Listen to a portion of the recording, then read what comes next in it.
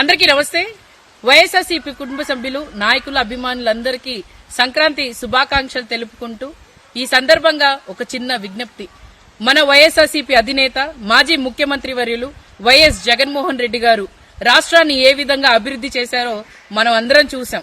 2019 నుంచి 2024 వరకు, అలాగే దాంట్లో 2 సంవత్సరాలు కరోనా పోయిన తర్వాత కూడా 3 సంవత్సరాల్లో ఈ రాష్ట్రాన్ని ఏ విధంగా అభివృద్ధి చేశారంటే, అలాగే 4 ఫిషింగ్ హార్బర్లు, అలాగే మీరు చూసుకుంటే పోర్ట్లే కాదు, అలాగే నాడు నేడు వల్ల స్కూల్ డెవలప్మెంటే కాదు, లేకపోతే ఉద్దానం ప్రాజెక్టే కాదు, కిడ్నీ హాస్పిటల్, అలాగే మెడికల్ కాలేజీలు, ఇవన్నీ జగన్మోహన్ రెడ్డి గారు చేసిన అభివృద్ధి. ఈ రాష్ట్రాని కోసం ఆయన కృషి చేసి, అలాగే సంక్షేమ పథకాలు ఇచ్చి ప్రతి ఒక్కరిని కూడా నాది బాధ్యత అని చెప్పి ఏ విధంగా ఆయన చెప్పారో అదే విధంగా నెరవేర్తించుకుంటూ జగన్మోహన్ రెడ్డి గారు ఈ రోజు రాష్ట్రంలో ప్రతి ఒక్క గుండెల్లో మరి నిలిచిపోయారు.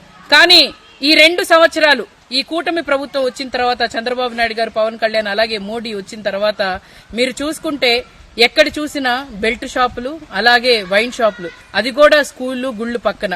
ఇది వీళ్ళు చేసిన అభివృద్ధి.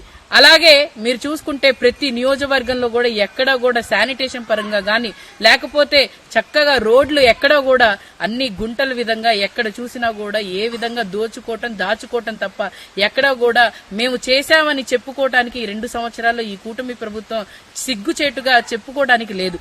మరి ఈ విధంగా ఉంటే ఈ విజ్ఞప్తి ఏంటంటే, వైఎస్ఆర్సీపీ కుటుంబ సభ్యులందరికీ విజ్ఞప్తి ఏంటంటే, ఎవరెవరు వేరే ఊర్ల నుంచి, వేరే దేశాల నుంచి మన ఊరికి, మన ఆంధ్రప్రదేశ్ రాష్ట్రానికి వచ్చిన వాళ్ళు మిమ్మల్ని కోరుతుంది ఏంటంటే, నాడు నేడు వల్ల స్కూల్ డెవలప్మెంట్ మీ ఊర్లో జరిగిందా ఒక వీడియో తీసి పెట్టండి. అలాగే ఎక్కడైనా చెత్త పేరుకుపోయిందా ఒక వీడియో తీసి పెట్టండి. అలాగే ఎక్కడైనా కూడా మీరు చూసుకుంటే అభివృద్ధి, మరి గతంలో జగన్మోహన్ రెడ్డి గారు చేసింది ఇప్పుడు వాళ్ళు పట్టించుకోకుండా ఏ విధంగా నాశనం అవుతుందా, అక్కడ గుళ్ళు గాని, లేకపోతే బళ్ళు గాని, ఏ విధంగా అక్కడ ఏదైనా శానిటేషన్ పరంగా గాని, లేకపోతే బిల్డింగ్లు గాని పాట పడిపోతే దాన్ని కూడా వీడియో తీసి పెట్టండి.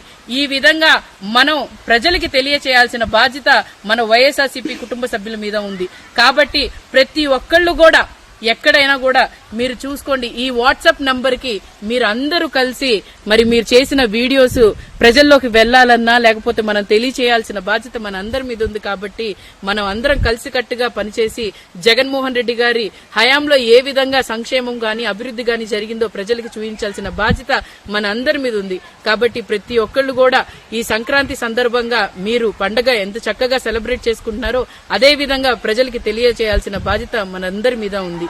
మీ Sheikh Noori Fatima, Guntur town president, Guntur east YSRCP incharge.